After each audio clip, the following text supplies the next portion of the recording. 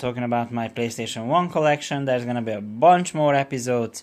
I already talked about my Japanese games, I already talked about my US games, and this is actually my 5th episode and then the 2nd episode of the pile region games that I have, starting with Command & Conquer Red Alert for the PS1. Yeah, it's a classic strategy game. I'm gonna say this, I only played this once at my friend's house on the PC.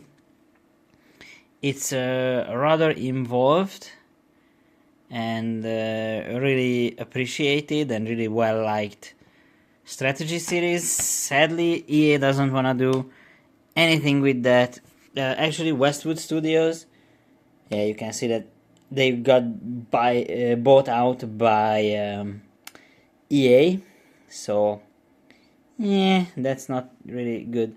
But you can play it with the controller, you can play it with the mouse, you can even link two consoles together. I actually have the link cable for the PS1 and the two campaigns. So there is the Allies campaign and there is the Soviet campaign, and they are on the separate discs. You can see there is this manual. So I think, if I have to guess, you can play these games together with just buying, the one copy, and one of your friends playing with the Soviets, other friend is playing with the Allies, and you can play together with two PS1s and two TVs. That must be fun. So I checked the manual, and yeah, I think if you hook up a second TV and by having your friend bring over an additional PlayStation game console, blah blah blah, and I think you can play them together. You can choose like countries and whatnot, changes the battlefield. So yeah, I think you can play it together with a friend with just one copy of the game, which is, pretty cool. This is the Contra game I mentioned before. This is Contra Legacy of War, but it only says Contra on the side. So yeah, this is the latest Contra game that they released. It's like 3D, there is strange enemies, and yeah, I don't know, drop in, drop out. I think it doesn't have drop in, drop out multiplayer, but you can play it together in cooperative mode with a friend, which is pretty cool. I never noticed this like girl on the back of the game. Okay. But it's really fun because it comes with 3D glasses. Yay! It wasn't me, I swear. Somebody used it before. But yeah, nice camouflage disc. Oof, this is... Okay, let's put it back. It's pretty much destroyed. Although I can play it. I actually tried it. It's whatever. I don't really care about this game that much.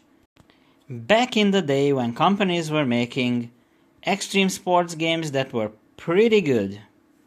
I love the cover, just the low poly 3D model of the... I guess it's a snowboarder. Yeah. This is a pretty early PS1 game. It comes in this like weird case that it's not really standard. It has the banner, but it doesn't have like the ridges that all other games have. And it's like, whoa, they were really proud of that 3D model of this guy because they put it everywhere. So yeah, back in the day they had some luck and some, they made some money on making these extreme sports games. Cool Borders got 3 episodes on the PS1 by Sony and published by Sony. And yeah, this is another game where you can link the consoles up. Yay! 16 tracks, 40 different snowboarders, I guess. I don't know what else to say about it. It's a sports game, but something I can play anytime of any day, and I want to talk about this. This is Crash Bandicoot 3 Warped, the third game, and you know how it is with Naughty Dog. It's usually the third game that's the best when they are making games. Some would argue, but this one is definitely the best Crash Bandicoot game in my opinion. It has crazy variety, great tracks, fantastic music, just the humor is amazing. It has like one of the chunkiest manuals I've ever seen. But yeah, this game is a classic, and this is the Crash Bandicoot game I played second most, but I actually beat this one because it's really not that difficult. If you want to get all the gems and all the crystals and all the other stuff, yeah, that's gonna be crazy. But yeah, Crash Bandicoot 3 Warped, I highly recommend it, and I think this is the best version to play the game, even if it's not with the new fancy graphics. If you can get this version, I highly recommend it. But the game I played the most on my PlayStation 1 probably ever, and I still go back to this, it's Crash Team Racing. So I really loved the PS4 remake, sort of combining Nitro Kart with this game, but I mean the original one is it's really the best. It's fun, it's quirky, it has a ton of funny moments. It's much more skill based, I think, than Mario Kart.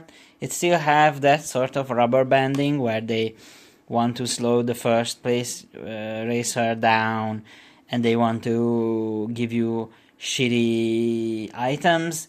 But I think CTR is much more skill based. It's more technical game in a lot of ways, so you can get really good and just beat everyone all the time in this game.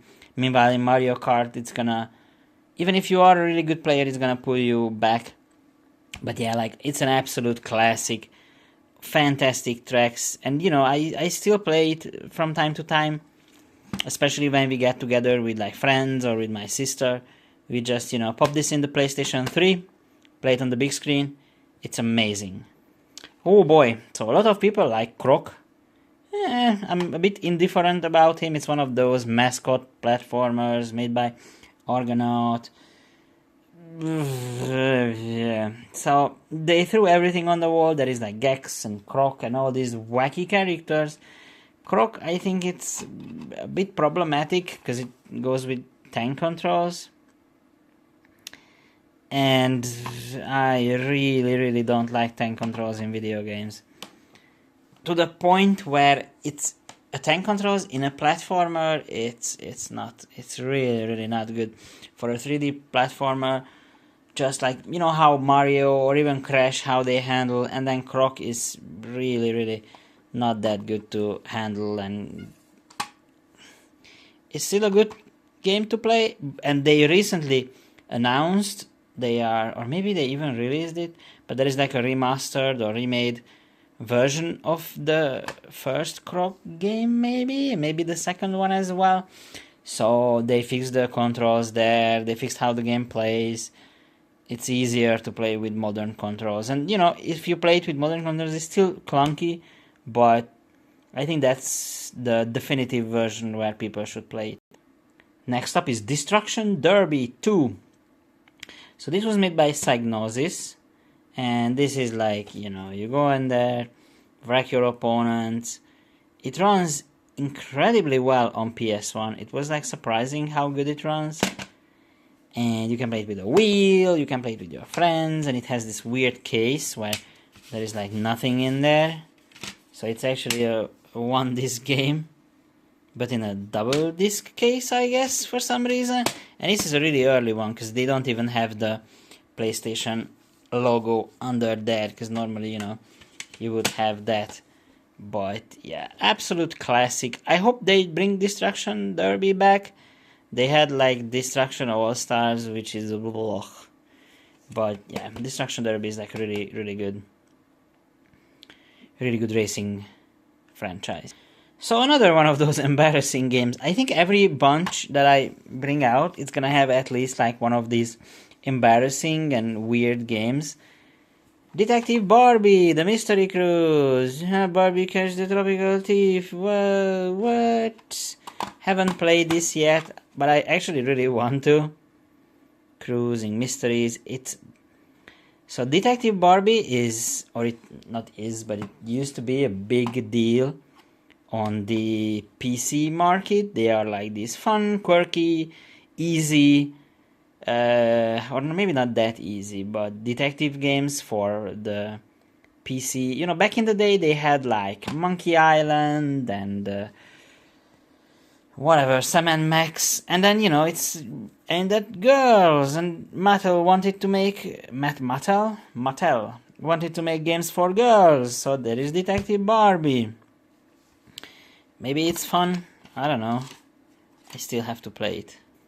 Next up is Devil Dice. I already talked about this in the second Japanese game, PS1 game video, with the Shi or Sheu or whatever it was called.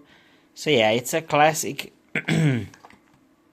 puzzle game where you have to push around and turn over certain dice and then, you know, mix them up and achieve results with it. I don't know, I tried it actually. I played this a little bit and I don't know, it's one of those games where it's probably really fun once you get into it. It was 89 Deutsche Mark back in when? 1999, February 17. Oh, actually somebody bought it for that price. I have no idea how much that is, but it has everything, so yeah.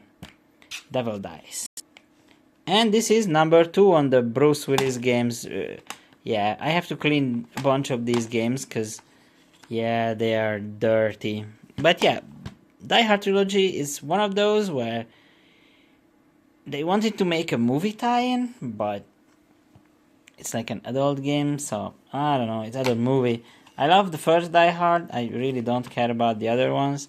And this one is another like basically just like a phone book type of deal. With the manual. This is the PlayStation Platinum version, and Die Hard Trilogy is like 3 arcade games, or maybe 4 arcade games. So the 3 Die Hard movies with explosive arcade, 3 different game types over 45 levels. So there's like the shooter one, there's like the helicopter one, and you go and snowmobile, whatever. You can play it with the mouse, because yeah, these are originally, I think most of them, or maybe all of them, are arcade games. They are called something totally different in Japan, but I guess they had the license for some of the arcade machines, so they had the Die Hard added as well when they came over to the like US, and then they released these games in a bundle on the PS1. So there is like 2 franchises that I really don't care. One of them is Digimon, and the other one is Pokemon. Pokemon is slightly interesting. I know some stuff about it, but Digimon is the one where it's like, what? Huh? But Digimon actually has a lot of video games. And this is one I played when I was really young with a friend of mine. He had like a bootleg copy of this game. It's like a RPG life simulator kind of dealio. And you have to feed the Digimon and you have to breed them and help them, and they are pooping all over the place, and then weirdly enough the poop stays, so you cannot clean it up. It only says Digimon on the disc, so that's also weird. It's actually a pretty expensive game nowadays, but this is the classic one, I guess, so people might like it. I don't know. And finally, I wanted to talk about these 2 games together, because you know, I don't have a lot of things to say. I haven't played them yet, but I want to play them in the future. This is Dino Crisis, one of the classic Capcom franchises. I think they deserve remakes. Basically, it's Resident Evil with dinosaurs. I mean, just like, you know, dinosaurs were big deal back in the day. In the 90s, you know, like Jurassic Park. But yeah, so they basically made a horror game based on like Resident Evil, how it works, and it's a different franchise. It's completely different, but it has similar vibes, similar controls, similar game mechanics, and I highly recommend it. And I would really hope to see, maybe, I know Resident Evil is the big one, Resident Evil is the big franchise, Resident Evil is the one that Capcom constantly pushing out games, but I would say that Dino Crisis deserves a second or third or however chance they get. Especially that it would give a different type of game, something that Capcom been lacking, I think. Because nowadays Capcom is more like Resident Evil, Monster Hunter, and then the rest. So I think, maybe when Capcom is finished remaking all the other Resident Evil games, they should remake the Dino Crisis games. There are 3 of them, and I think the third one is on Xbox. So, but these are good, and I hope that Capcom doesn't forget about them. And then that's it. This is the next video. So these are my PS1 games, and this was episode 5. If I have to recommend one of the games, I would probably recommend the Crash Bandicoot games, especially Crash Team Racing. Either this or the remake Nitro Fueled is also really good. So I would highly recommend it. And if you like this video, leave a like, subscribe, watch it again, comment, and look forward for the next one, and see you there.